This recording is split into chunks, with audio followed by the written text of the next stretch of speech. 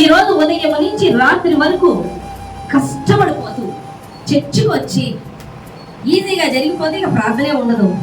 ఏదన్నా కాస్త డిస్టర్బెన్స్ రాగానే మోకాళ్ళు వేసేసి అది తీసే లేదా దీవించే అది అడిగనిచ్చే ఇది అడిగనిచ్చే ఇది ఇదే గోల పొందుకో. ఎందుకని దేవుడి మీద అడిగిస్తాం. లేదా నేను ప్రార్థనలో లేక, నేను పరిశుద్ధతలో లేక, టైం అవ్వలేదేమో, ప్రార్థన సరిపోలేదేమో, ఉపవాసం ఉండి చేద్దాం, సంఘం అంతా బలంగా చేయమని చెప్తాం, పాస్టర్ని ఇంకా బలంగా చేయమని చెప్తాం. ఈ టైంలో ఆలోచిస్తారు. కానీ దేవుడు అంటున్నాడు, నీ కొరకు దాచించిన మేలు ఎంతో గొప్పది. అవునా కాదు? కానీ నీ కొరకు దాచించినది నీకు ఇవ్వాలంటే నీ మీద ఆయన ప్రణాళిక ఏమై ఉన్నదో ఎరిగి ఆ ప్రకారం నడుచుకుంటే నీ దానిలో ప్రతి అవసరత నీకు తీర్చబడుతుంది. నువ్వు ప్రయాసపడతావు. దేవుని ప్రణాళిక స్పష్టంగా మోషే తెలుసుకున్నాక ఆయన సన్నిధితోనే ఉన్నప్పుడు సమస్తము విజయాలు, అద్భుతాలు, ఆశ్చర్యాలు జరిగాయి. హల్లెలూయా. ఈ రోజు నీ లైఫ్ ఒక అద్భుతం చూడలేకపోతున్నావు, ఒక ఆశ్చర్యకార్యం చూడలేకపోతున్నావు. ఎంత ప్రార్థన చేసినా దేవుని బాహుబలం కథను చూడలేకపోతున్నావు. అంత కారణం ఏంటో తెలుసా? నువ్వు ఆయన వెంబడించట్లేదు అనుకుంటున్నావు. ఆయన వెంబడించడం అంటే ఏమనుకుంటున్నావు?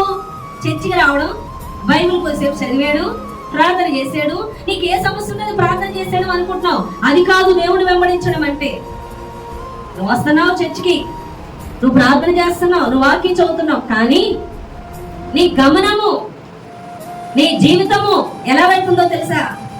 నిన్ను ప్రేమించే వారి కోసం వాళ్ళని వెంబడిస్తుంది, నీ తల్లిదండ్రులు వెంబడిస్తుంది, నీ బిడ్డలు వెంబడిస్తుంది, లేకపోతే నువ్వు చేసే ఆలోచనలు వెంబడిస్తుంది. నువ్వు వెంబడించేదేమో లోకానుసారమైన మనుషులతోనూ, నీ బంధాలతోనూ, నీతోనూ, నీకు ఇష్టమైన వారితోనూ చెప్పిన ప్రకారం నడుచుకుంటుంది. వెంబడించేది ఇవి, అడిగేది ఆయన్ని. ఎవరిని వెంబడిస్తే పొందుకుంటావు?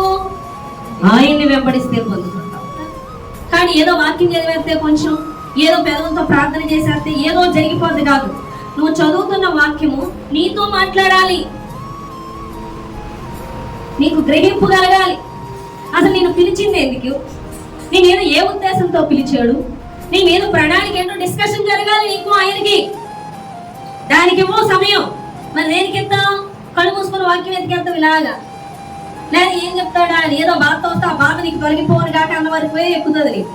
దానికోసం కాదు, నీకు ఆయనకి డిస్కషన్ జరగాలి.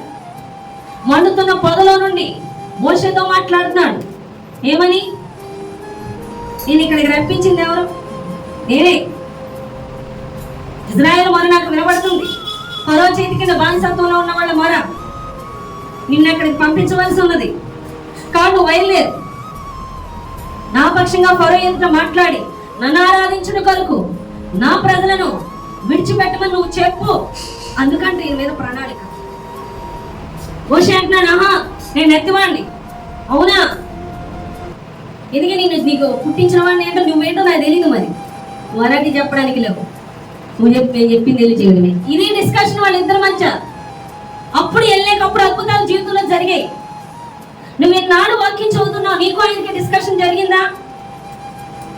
ఏంటో ఆయన ప్రణాళిక నీకు చెప్పాడా? వింటున్నావా చెవులతో?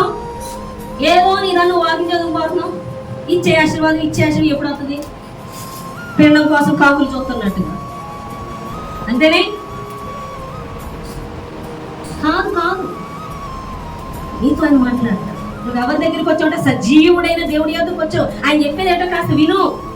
ఎంతసేపు నీ గోల కాదు. ఏం చెప్తున్నాడో విను, ఎటు వెళ్ళమంటున్నాడో విను, ఏం చేయమంటున్నాడో విను. నీకు చెప్పడు తన భక్తులని యెహోవా కొరకు తన భక్తులని ఏర్పరచుకున్నాడు. ఆయన కొరకు, నీ కొరకు ఆయన లేడు. ఆయన కొరకు నువ్వు నేను ఉన్నావు. ఏమని అర్థమవుతుందా? హల్లెలూయా. ఎప్పుడైనా డిస్కషన్లోకి వెళ్ళాలి, డీప్ డిస్కషన్ అది జరగాలి. ఆ డిస్కషన్ జరగాలి.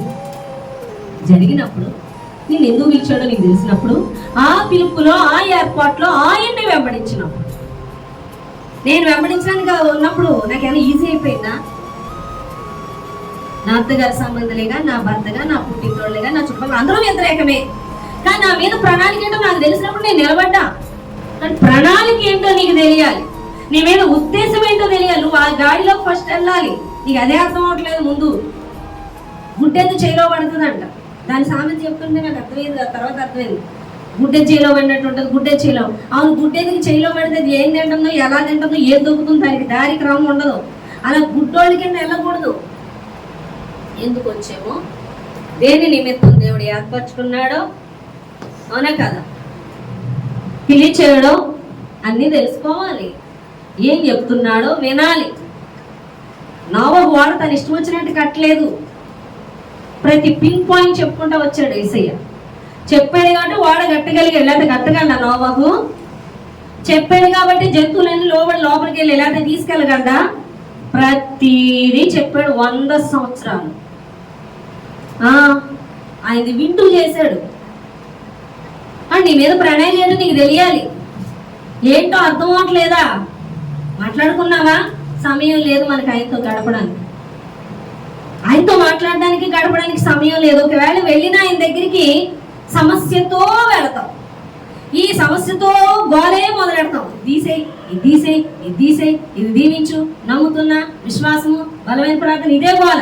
కానీ అసలు ఏ ప్రణాళిక ఉంది, ఏం చెప్తున్నాడు? నువ్వు ఆ ప్రణాళికలే వెళ్తే నీ ప్రతి పరిస్థితి మారిపోతుందని దేవుడు మాట్లాడుతున్నాడు.